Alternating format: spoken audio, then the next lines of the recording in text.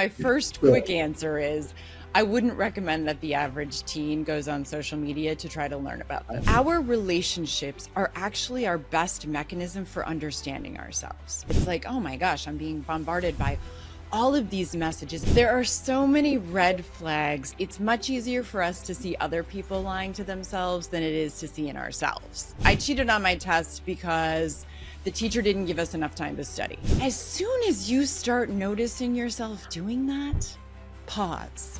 It takes so much emotional energy, actually, to be a Mhm. conscious human.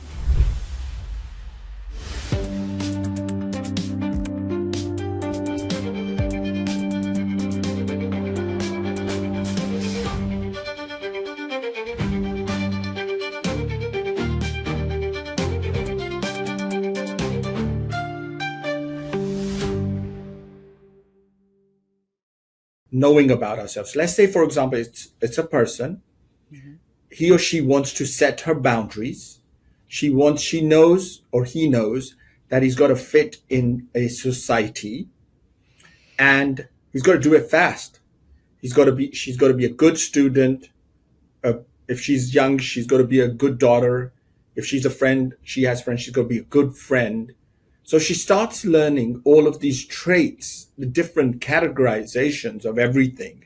And in the midst of it, she's developing her personality. So she's learning about herself. I'm comfortable being a friend. I'm not comfortable being a daughter. I'm not comfortable being around men, right? For example, boys right now. Mhm. While she's doing this, she's going to have to be honest with herself. Mhm. And then how does she keep on developing these traits? Is there stuff that is out there she should do? Is she should be reading? The last thing she should be doing, or is it right to go on social media and try to look at other people and compare herself in doing so? So the question really becomes, it's going to have to be phases. How do we pace ourselves Mm. to learn about ourselves? In general, psychological research on social media and social comparison in adolescence is pretty negative. So I guess my first Sure. quick answer is I wouldn't recommend that the average teen goes on social media to try to learn about themselves. It's generally going to lead Absolutely. to negative outcomes. Absolutely. I think that Mhm. our relationships are actually our best mechanism for understanding ourselves because we are very unlikely to learn as humans on a mountaintop by ourselves. We learn about ourselves by interacting with our community, with our parents, with our family members, with our friends, with our dating partners. And it's in those interactions, actually, that you're the most likely to have reactions, to have experiences, to have thoughts that ultimately lead to growth. So if I picture a young female, per your example, who's being raised in this culture, let's say she's in high school, she's starting to realize she's a sexual being also who has a stimulus value in the world where other people are looking at her, and she's developing her own relationship with her body and with eating, and she's seeing social media messages, and she's trying to do well Excellent. in school, and she's wants to be a good family member.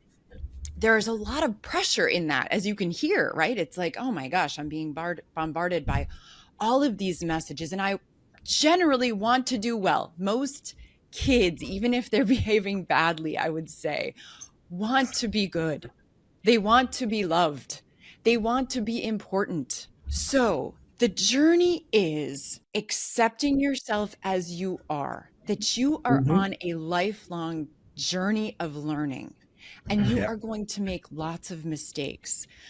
But the more you can embrace the experience as an opportunity for learning instead of a pressure filled experience of I have to be perfect, the more resilient you're going to become. Life is incredibly hard. Every single human is going to experience unfair treatment, things that seem absolutely beyond painful that you think you're never going to be able to get through. You're going to lose loved ones, they're going to die. You're going to Yeah. be exposed to cultural realities that are really, really difficult to wrap our heads around. You can't stop that from happening. And so, as a parent or as a psychologist, when I think about working with young people in particular, I am looking at resiliency factors. How can I help you build enough strength in yourself and enough confidence that you know whatever it is that comes your way, you are going to get through it. You are going to try to be honest, first and foremost, about what's going on. You are going to deeply analyze the information at your disposal, and you're going to start making choices that are good for you and that are helpful and respectful to those around you.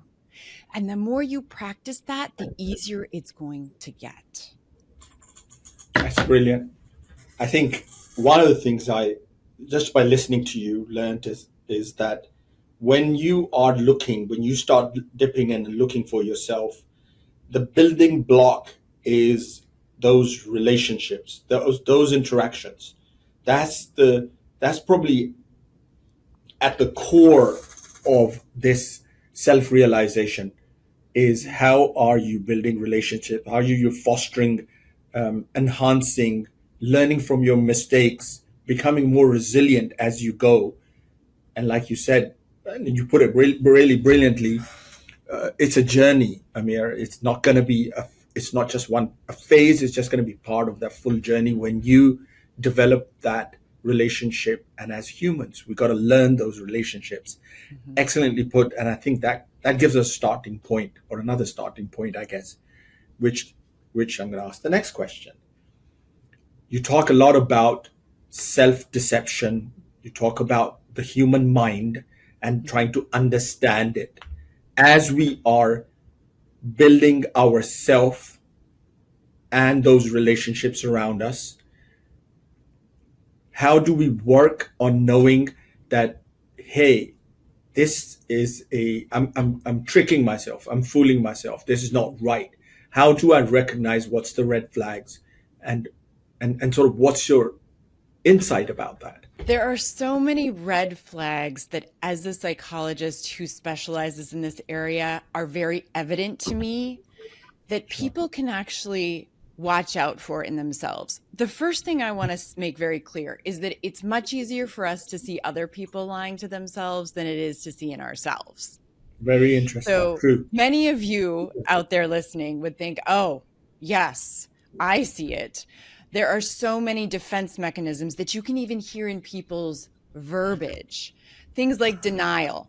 I am not like that. That did not happen. They are not like that. It's not possible. It could never happen to me. Excusing your bad behavior to make yourself feel better.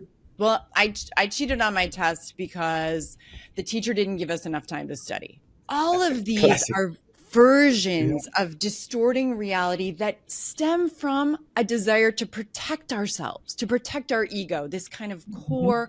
As soon as you start noticing yourself doing that, pause. Pause. Why? Because there is some vulnerability under there that you are trying to mask. And the more we can be honest with ourselves, and sometimes that requires the people in our lives, right? Sometimes Yeah. that requires those really deep, intimate connections that you have and develop, where you can trust someone enough who will say, listen, I love you so much. I am going to say this to you, and it might hurt your feelings, but you are not seeing reality clearly right now. Let me just describe what I Interesting. see in you. But Listen. and I want to echo that, and that's because that's why having a good friend or an honest friend is gold on earth for you. And he's not going to make you feel good. He's actually going to show you the mirror. And you've just put that really brilliantly. I think that's really nice. The need, when we start, and sorry, I'm interrupting you. Go ahead. When you just said like, oh, I need to feel good. I need to feel right. And even though it's wrong, but I tend to shy away from the truth and give all these justifications.